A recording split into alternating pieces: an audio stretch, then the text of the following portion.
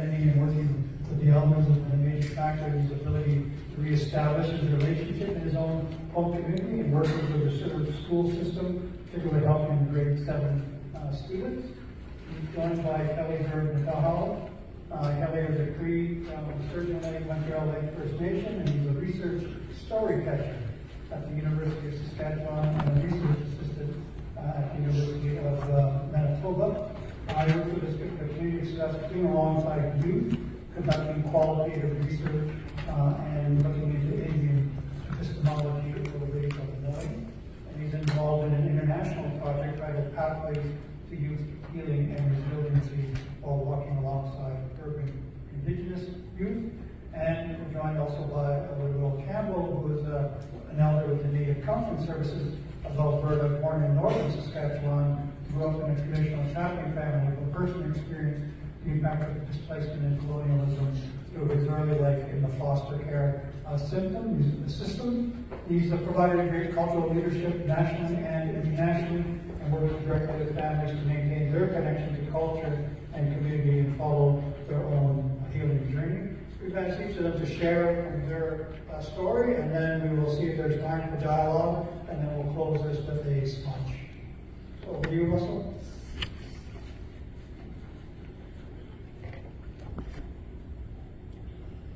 Bonjour, bon après-midi, hello, good afternoon. Also now I'm Indigenous cause. My name is Russell, my spirit name is Stone Person. And I was given this name many years ago by an elder that I work with. And what the name means is, Asin means stone, and Anabe means person, right? So what he said he seen in me was that I could be a part of the community, helping to be a leader within the community. And if you know my story, and you know how I was in the past, right? Then you can see the change that I made. And this was not just change just in a week or two, or not a month. This was a change that was made over years. Right? Because the systemic discrimination has been going on for hundreds of years. It's been going on longer than I've been born. Right? It's been going on longer than my mother was born and my grandmother. Right? So, what I grew up in was like a Western view society, right? Because all I knew was I was an Indian, as that's what my mom was told, right? And so my mother, she went to Maribel Indian Residential School from 1978 till 1980, and then she had me in 1983, right? And she never dealt with any of her trauma, right? And so I learned from a doctor named Dr. Gabor Mate that, trauma in the womb can be passed down to the baby. And so I grew up with this trauma, right? But also to the disconnection that my mother had with her mother, right? She never knew how to be a proper parent. Right? So the disconnection that my grandmother faced and my mother faced was the same disconnection that I faced. Because I never knew what my culture was. I never knew what my roots were. Right? Because it was bad to be an Indian. They grew up learning that the ceremonies are savage. If they're wrong, you can't play the drum, you can't do ceremonies. Right? You can't do this, you can't do that. And so I grew up just knowing that I'm an Indian, right?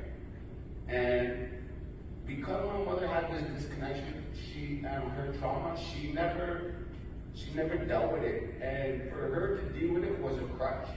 And her crutch was alcohol. Alcohol and most of the drugs too, right? And so that's what I see with her. And she had a hard time keeping me, right? Because she used drugs, because she used alcohol, right?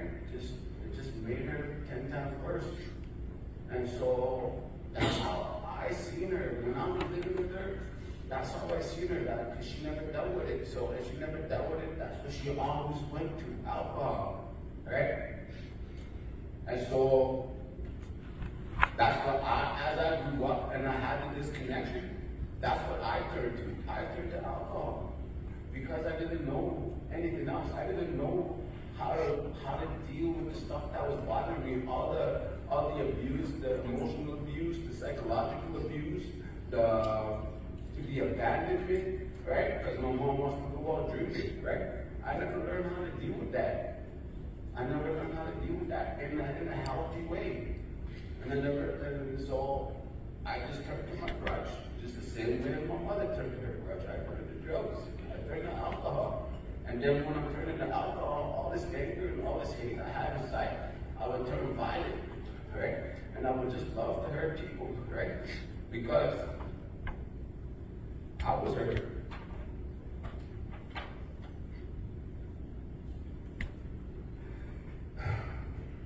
I was hurt.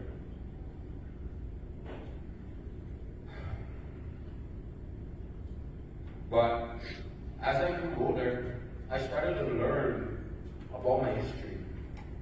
I went to prison for a very long time.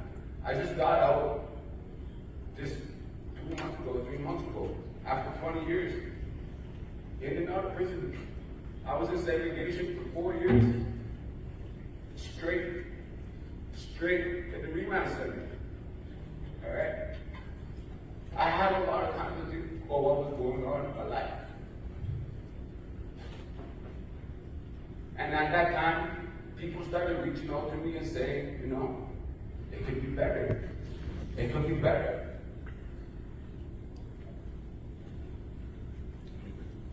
So they told me it could be better. And I believed them, right? Because I stopped believing that, you know, everybody else has a problem. I'm just trying to correct them. No, they told me that, you know, this stuff that nobody ever talks about, that for during the 90s up to the late 2000s, right? The Indian residential schools and the atrocities and all the victimization of the indigenous people was denied, right?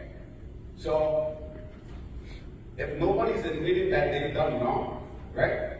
If nobody's admitted that they've done wrong, how can a victim say, okay, now I can have closure, now I can let it go, right? If they don't let it go, they're going to hold it, right? And it was only just until last year, in December 2022, that the Canadian government admitted that the Indian residential school was a genocide, an act of genocide, right? And for the last Indian residential school closed in 1996, right?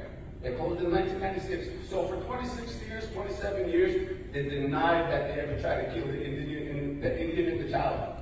That was not the purpose of the Indian residential school, right? I had to go to prison to learn that, right? And when I learned that, when I learned just not what's bothering me, when I dug deeper about what's bothering me, right? About the history, I can never go back to the way I was, right? Because if I go back to the way I was, I'm just doing what they were trying to do with me hundreds of years ago, kill myself, to kill the Indian and the child, right? I'm proud to be indigenous. I'm proud to be Sioux Singaporean.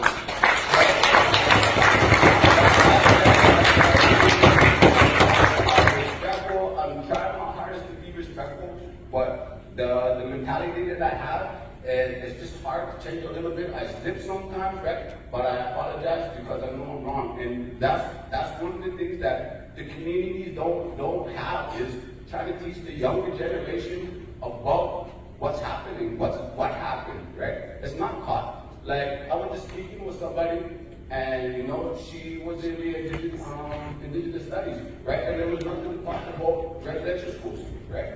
And why not? Why are we hiding this, right? If you're going to teach the history of Canada, teach the whole history of everything, right? Show it where it's all right? Let's see what's under there, right?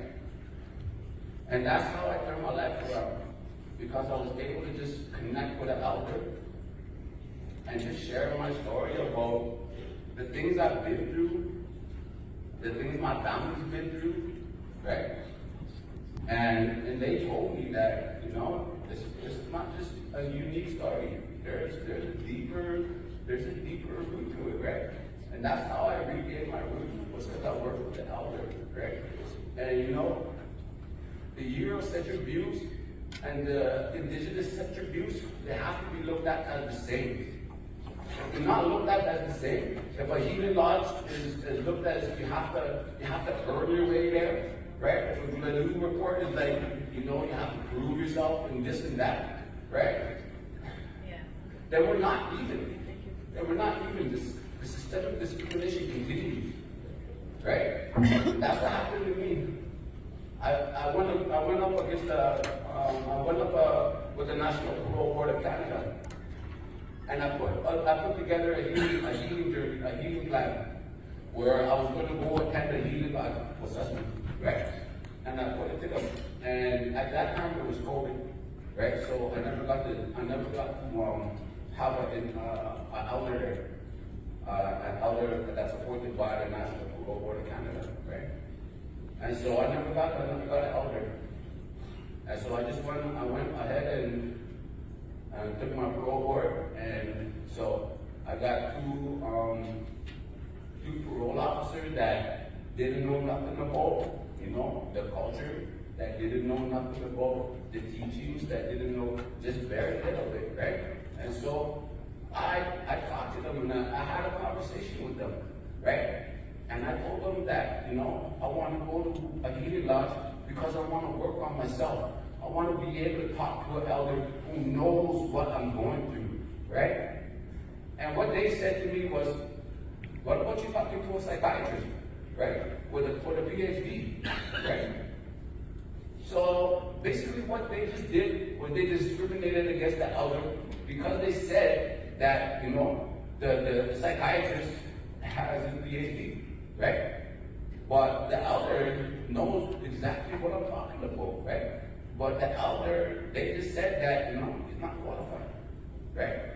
So basically what they did was they just took the elder that should be on the same level as a doctor that, you know, does work, does ceremonies. We did a ceremony this morning. Everybody participated. Almost everybody participated that was here, right?